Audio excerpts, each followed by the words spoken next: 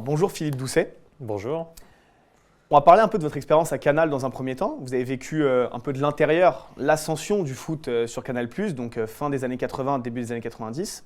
Je crois que c'est en 84 que le foot arrive sur Canal. Oui, tout à fait. Vous êtes arrivé quelques années après sur Canal+, vous avez donc vécu cette évolution. Racontez-nous la grande histoire de Canal+ avec le foot. Comment ça s'est fait? C'est quoi la vision que vous avez voulu instaurer? Et comment Canal+ est devenu la référence foot, en tout cas en France à ce moment-là? Ma première vision de Canal, c'était la vision de l'abonné. C'est-à-dire que déjà, de l'extérieur, ça a été une révolution. Vous avez peut-être du mal à imaginer qu'à l'époque, on voyait 10 matchs par an, quoi, globalement. On voyait un club français en Coupe d'Europe lorsqu'il était en quart de finale, tout seul. En général, il n'y en avait plus qu'un à ce moment-là. Ouais. Et encore, c'est le cas aujourd'hui encore. Oui, ça arrive aussi. Oui, n'en parlons pas. Ouais. Mais on ne voyait pas de matchs. On ne voyait absolument pas les matchs. Et Canal a été une véritable révolution parce que tout d'un coup, on a vu des matchs de Ligue 1, et puis tout d'un coup, un match italien avec Maradona, et puis tout d'un coup, un match espagnol, etc. Ça a été une invraisemblable révolution pour tous les gens qui s'abonnaient et qui découvraient qu'on pouvait voir les combats de boxe la nuit, enfin des choses complètement invraisemblables. Ça, c'était ma découverte extérieure. Après, de l'intérieur, moi, ce qui m'a toujours saisi, et bon, je le raconte un peu dans mon bouquin, la palette, c'est la créativité permanente. C'est-à-dire que tout le monde était impliqué. Charles Bietri, qui était le patron des sports, impliquait absolument tout le monde. Une initiative pouvait venir d'un caméraman qui disait tiens, moi je pourrais faire un plan un peu flouté comme ci. Ah oui, excellente idée. Et c'était parti et hop, il y avait une innovation. Puis si ça ne marchait pas, c'est pas grave, on ne le retrouvait pas au match suivant. Et puis on passait à une autre innovation, etc. Et c'est ce qui m'a passionné dans cette chaîne, c'est que sans arrêt, c'était en évolution, en créativité, toujours plus de caméras, toujours plus, un peu de statistiques, un peu de ceci, un peu de cela. C'était pour un passionné de sport. Toujours plus proche du terrain en fait. L'un des grands bonhommes avec qui vous avez travaillé, Thierry Gilardi, c'était quoi de bosser avec Thierry Gilardi? C'était quoi sa personnalité? Moi, on m'en parle comme un grand professionnel. Des fois un peu dur, mais c'était quoi le fait de travailler avec une personnalité si hors norme? Non, il n'était pas dur. Il était dur dans le sens où il était hyper exigeant, avec lui-même en premier. C'était un garçon d'une nervosité incroyable. Moi, j'étais toujours étonné quand je bossais avec lui. J'ai beaucoup bossé avec lui au début, notamment mes premières années. J'étais très souvent en duo avec lui. Et j'étais toujours étonné par son professionnalisme qui allait jusqu'à avoir une peur bleue avant chaque direct. Alors que moi, paradoxalement, je me sentais presque complexé d'être détendu. Ouais. Je me disais, mais donc je suis pas un mec de télé, quoi, parce que lui, qui a fait je sais pas combien de directs, beaucoup plus que moi, et lui, il est tendu comme un arc, et je sais qu'il va se détendre au bout d'un moment, parce que tout d'un coup, sa voix se met en place, etc. Mais au début, il était hyper tendu, angoissé partout, et par tout ce qui se passait autour, alors que moi, j'arrivais tranquille, on fait un match, voilà, bon. Enfin, c'était une facilité. En fait, les très bons, c'est hyper facile de commenter avec. Ouais. Ils vous impressionnent un peu. Et ils vous rendent bon. Vous vous dites au départ, ah oui, c'est quand même Gilardi, c'est Denisot, etc. Mais en fait, ils vous rendent bon. Ils vous rendent tellement bon que c'en est très facile de commenter. Ce qui est plus dur, c'est de commenter avec quelqu'un qui est moins brillant. On a parlé donc d'une personnalité là à Canal, Thierry Gilardi, mais vous avez vu d'autres personnalités hors Canal venir vous voir, parce que comme on l'a dit, Canal+ était très proche du terrain, vous avez reçu énormément de joueurs, vous êtes parti à la rencontre d'énormément de joueurs. Est-ce qu'il y a un joueur en particulier qui a marqué votre carrière et qui vous a marqué vous, que ce soit par son charisme, sa générosité, son bagou au micro? Est-ce qu'il y a un joueur qui vous a marqué plus que d'autres? J'en citerai deux, parce que évidemment, je ne peux pas ne pas citer Michel Platini, parce que l'histoire de la palette, elle est intimement liée à Michel Platini. On l'a fait pendant les 7 premières années de 99. J'ai fait 99, la création de l'émission de Ligue des Champions, jusqu'en 2006, où c'est tout le temps avec Michel, à part les rares émissions où il n'était pas là. Et donc, c'est intimement lié. Et cette espèce de duo improbable, voire de duo chambreur qui titillait sans arrêt, etc. Ce qui faisait qu'il y avait les bugs, il y avait les bugs techniques, il y avait les contradictions de Platini. Enfin, il y avait tout ça. Ça a évidemment compté dans le côté un peu iconique. Excusez-moi de me brosser un peu. Lancez-vous faire des un peu de fleurs, brosse, allez. c'est toujours intéressant. Le côté un peu iconique de la palette, c'est né aussi de tout ça. Donc Michel Platini, évidemment. Et puis aussi pour son côté un peu bravache. Michel, c'est toujours en phrases très courtes, direct, pendant la tête.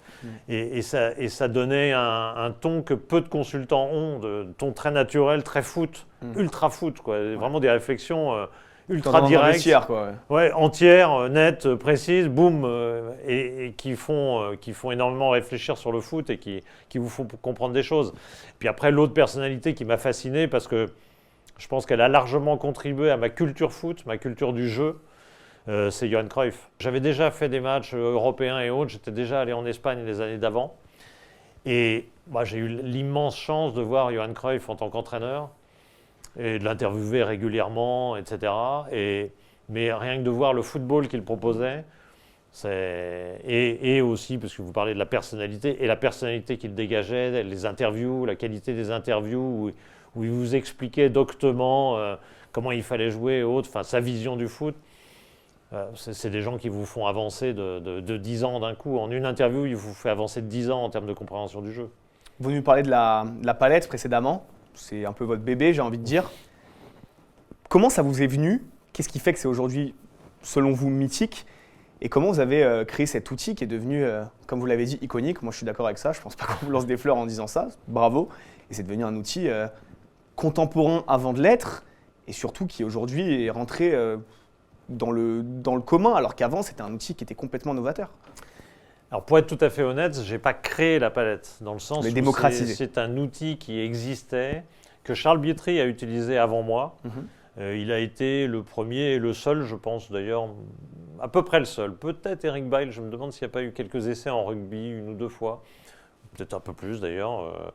Mais c'est surtout Charles Bietri qui l'utilisait, mais je veux dire, il l'utilisait de manière éparse, c'est-à-dire une fois de temps en temps, quand tout d'un coup il repérait quelque chose qui méritait. Alors, je me rappelle une fois, il avait fait sur un but de Klinsmann de la semaine d'avant pour voir si on pouvait considérer que c'était un contre son camp ou pas, en étudiant la trajectoire du ballon, etc. Bon, voilà, il avait sa façon de faire, et en fait, moi, ce que j'ai vendu à Michel Denisot, et c'est ce concept-là qui s'est imposé avec la Ligue des Champions, c'est d'en faire un outil de direct. C'est un outil où à la mi-temps, le but de la 40e minute, on l'analyse. Ouais. Et on regarde d'où vient cet arrière-gauche, comment ça se fait qu'il est complètement libre à la fin, parce que le commentaire classique, c'est machin qui arrive au deuxième poteau, étrangement libre, et marque le but. Mais pourquoi il est étrangement libre, ça me satisfait pas comme expression, parce que s'il arrive aussi libre, c'est qu'il s'est passé des choses avant, comment il s'est démarqué, comment il a trompé la défense en faisant un appel de loin, d'où il est parti, etc. Et donc j'ai eu cette idée en fait de me dire, il y a plein de choses qu'on peut expliquer dans le football. Je veux expliquer, en fait c'était hyper pédagogique, dans ma vision c'était hyper pédagogique. Vous êtes aussi un homme de stats, un homme qui aimait les stats, mais est-ce que vous trouvez paradoxalement qu'elles ont pris une place beaucoup trop prépondérante dans le football d'aujourd'hui et qu'on analyse souvent le football que par ce prisme-là, alors qu'il y a quand même une intervention du génie, de l'instinct, de la spontanéité dans le foot, et ce n'est pas que des chiffres finalement. Qu'est-ce que vous pensez de ça? C'est ce que dans le bouquin j'ai écrit, le titre du chapitre c'était « J'ai enfanté des monstres ». Je veux dire par là qu'effectivement, quand je vois certains qui n'expliquent plus le match qu'à travers des stats, ou, chose différente, une fois qu'ils veulent dire du mal de Neymar par exemple, cherchent dans les stats tout ce qui pourrait être négatif sur Neymar, ça ne m'intéresse pas. Là, je trouve que c'est une déviation de ce que je voulais, c'est-à-dire que développer des datas pour comprendre mieux le jeu et confirmer la vision ou infirmer notre vision ou la vision d'un consultant qui regarde un match et qui, à un moment, trouve que le côté gauche de Marseille est trop faible, qu'il y a ça qui ne va pas, etc. Moi, j'étais à côté et je regardais les datas en me disant, tiens, côté gauche, tac, un tel qui joue à gauche, comment, etc. Ah oui, tiens, effectivement, il y a ça. Ou non, finalement, non, parce qu'il joue 2 fois plus à gauche qu'à droite, donc c'est pas vrai. Enfin bon, voilà, où ça peut nuancer le propos, etc. Ça m'intéressait. Aujourd'hui, je trouve qu'il y a un abus, je vous rejoins, je trouve qu'il y a souvent un abus, parce que, alors peut-être qu'on a moins d'explications qu'avant aussi, parce que les entraîneurs disent moins les choses qu'ils font. Il y a beaucoup plus de choses cachées, on ne veut pas révéler des choses, donner des informations à l'adversaire, etc., ou aux médias. Et donc les entraîneurs disent moins de choses, donc on va trouver à travers des outils des moyens de dire les choses. Et les datas, je trouve, servent un peu trop souvent de prétexte. Alors, il faut dire du mal d'un tel, ou il faut dire beaucoup de bien d'un tel. Donc on va trouver tous les chiffres qui sont positifs. Oui, mais bon, ça ne remplacera jamais la vision, ça ne remplacera jamais effectivement le feeling foot. Le feeling foot, il s'en fiche un peu que Verratti ait touché 143 ballons et fait 134 passes bonnes si elles sont toutes latérales et sans intérêt. Le feeling foot, il voudrait voir Verratti faire autre chose parce qu'on sait qu'il est capable de faire autre chose.